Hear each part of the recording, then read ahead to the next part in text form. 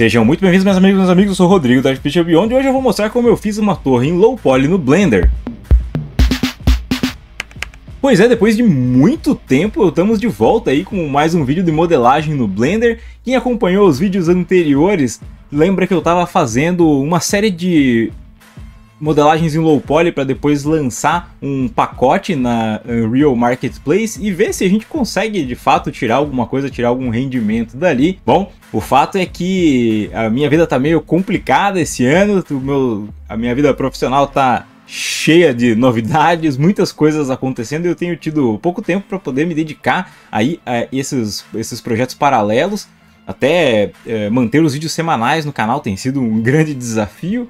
Então, bom, ainda vou chegar lá, ainda vou lançar esse pacote lá e vou fazer um vídeo falando de como que isso se desenvolve lá na Unreal.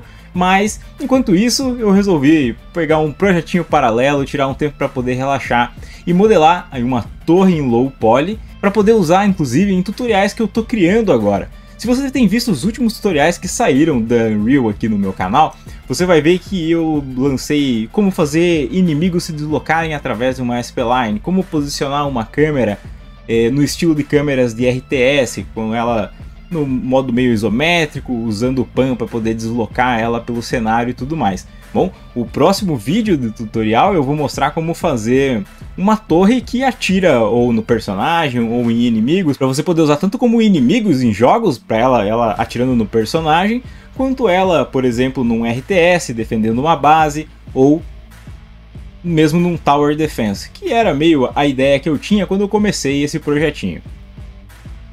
Então, como você pode ver, uma série de elementos bem simples que eu vou colocando aí no Blender para poder formar o formato geral da torre, sem se preocupar muito. O importante primeiro ali foi descobrir o volume principal dela e depois a gente vai adicionando novos elementos, como pequenos pilares que depois vão formar a estrutura externa da torre ali. Mas o legal de usar esses grandes volumes é que a gente já vê mais ou menos o formato, o tamanho, as proporções, como ela vai ficar. E quando a gente vai fazendo os detalhes, às vezes até no olho mesmo a gente consegue tirar mais ou menos as proporções que a gente quer, sem precisar ficar gastando muito tempo medindo. É claro que você fazer a medição deixa tudo mais preciso, mais perfeitinho, mas bom, gasta bem mais tempo e como a gente está lidando com low poly, com estilo estilizado, como é esse o objetivo da modelagem, não precisa ficar se preocupando muito com isso.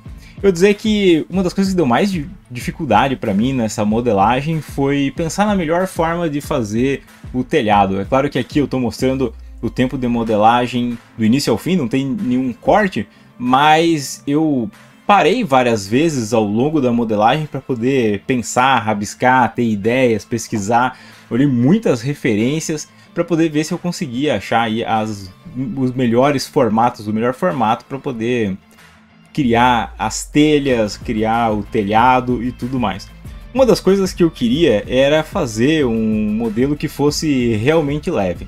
Por exemplo, eu poderia fazer, como nesse momento inclusive eu estou tentando fazer aí no vídeo, as telhas individuais.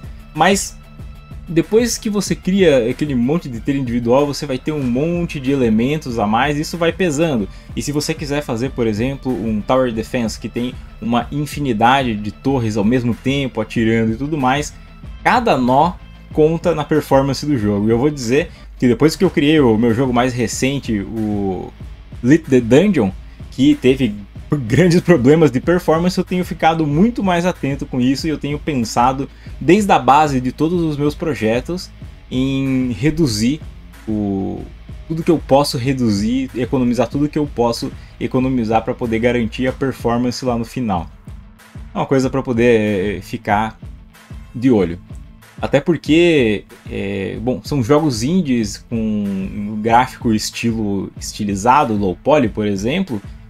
As pessoas vão ter menos tolerância para poder aceitar problemas de performance do que se você estivesse fazendo um jogo ultra realista, como é o caso, por exemplo, lá do meu jogo de terror, o Cabana de Gelo.